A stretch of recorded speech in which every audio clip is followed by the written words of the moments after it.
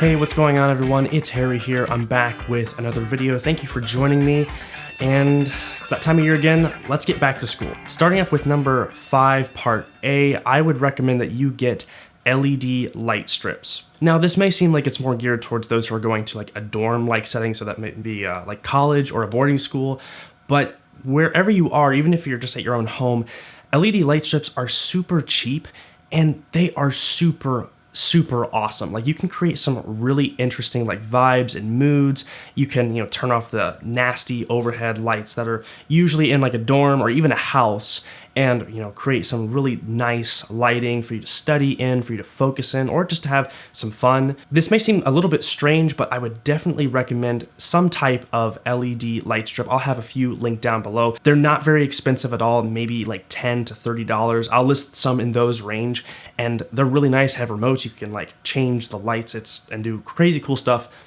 Definitely recommend LED light strips. Number 5, part B, is I would recommend getting a good power strip. A good power strip can be really beneficial. You won't even know that it's good because it's doing its job so well. Some brands that I would recommend are Woods, APC, and Furman. The Woods and APC ones are generally good and fine. They have surge protectors in them so that if lightning strikes a power line and goes through and attempts to fry everything, it can't, because there's a surge protector on the power strip, and all of your computers, gadgets and stuff like that that's plugged into the wall will be safe. And if you're not familiar with the brand Furman, Furman is actually a brand that a lot of professionals will use to plug in like the really expensive different like sound, audio, and video, equipment.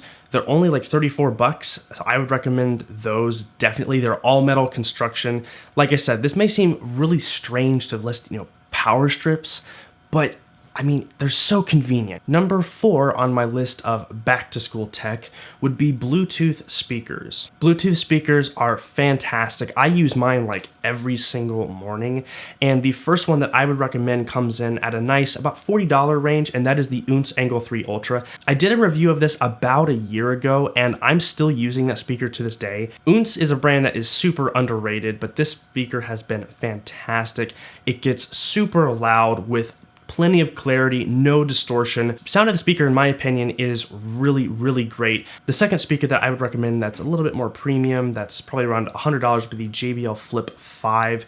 This one is fantastic. A lot of people have these, and it seems like a very great speaker. It's waterproof, comes in a variety of colors, has Bluetooth 4.2, USB-C for charging.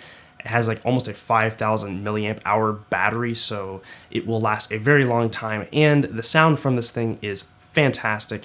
Great highs, great mids, and a lot of bass coming from the 2 like subwoofers at each end of the speaker. And then the last Bluetooth speaker that I would recommend looking into is the Bose SoundLink Color 2. This one comes in black, white, and blue, and Bose is world renowned for their high quality sound, very colored sound, but still really great sound. And I've seen a lot of people with these types of Bluetooth speakers. It's Bluetooth 4.2, lasts about 8 to 10 hours, and it's just a great sounding speaker. So definitely check these out. I have these linked below. Coming in at number 3, I'd like to recommend some headphones that start at about $30. These are the Sony MDR XB50AP.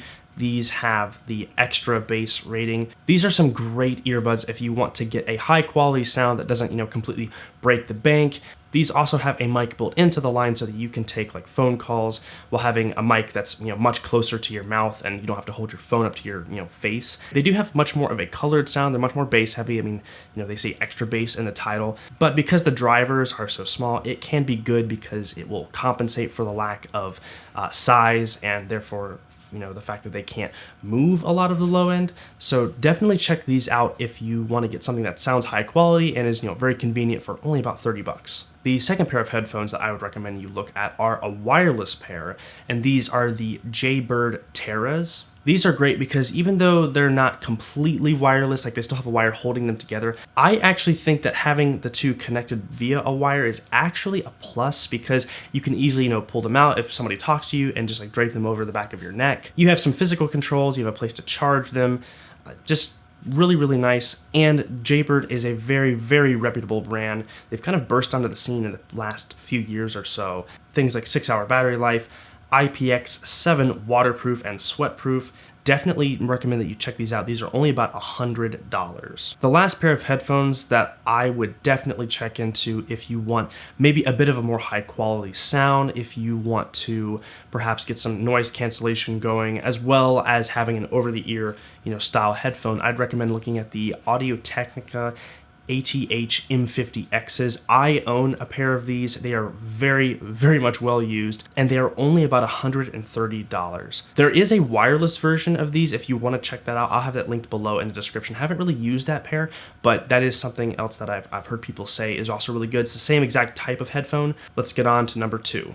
Number 2 on my back to school tech, I'd recommend getting a good laptop. Now I have 3 different laptops picked out for you to choose from.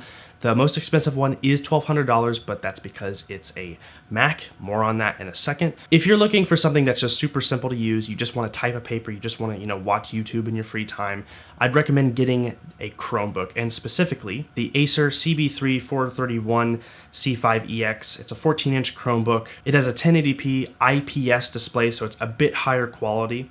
You have 32 gigs of onboard storage, and you have some good I/O. You have 2 USB Type A ports, as well as an HDMI and a headphone jack. Now, I do understand it looks like an old style MacBook Air, but that's not really a bad thing. There's no moving parts on it, so if you were to accidentally drop it, given that the laptop itself doesn't break, you're not gonna suddenly lose all your pictures and videos and stuff like that. So yes, I would recommend checking out this laptop. It is only about $300 with some tax.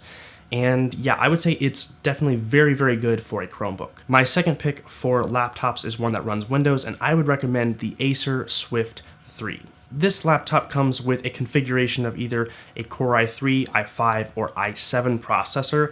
For me, I'm going to go ahead and recommend the i7 one because it is the most powerful. You have a CPU that's clocked at 1.8 gigahertz, which is not the fastest in the world, but it does boost up to around 4 gigahertz, so that's nice. For I/O, you have 2 USB Type A ports. One of them is a 3.1 port and the other is a 2.0 port, and having a USB 2 port can actually be really nice because sometimes tech won't work with USB 3 even though it's supposed to be backwards compatible, so having that can be really, really helpful. And with the Swift 3, you also have great battery life. Acer advertises about 13 hours of battery life, and so yeah, Swift 3, definitely recommend it. And if you're someone that's more used to Mac OS as opposed to Windows, I do have several recommendations for you. Currently, you can get the MacBook Air for about $1,100 and then the MacBook Pro at about $1,200. Those are both the base models. If you want to go higher, you can. But for the purposes of this list, I'm going to recommend those two. Of course, with Apple, you're getting great industrial design. It looks fantastic.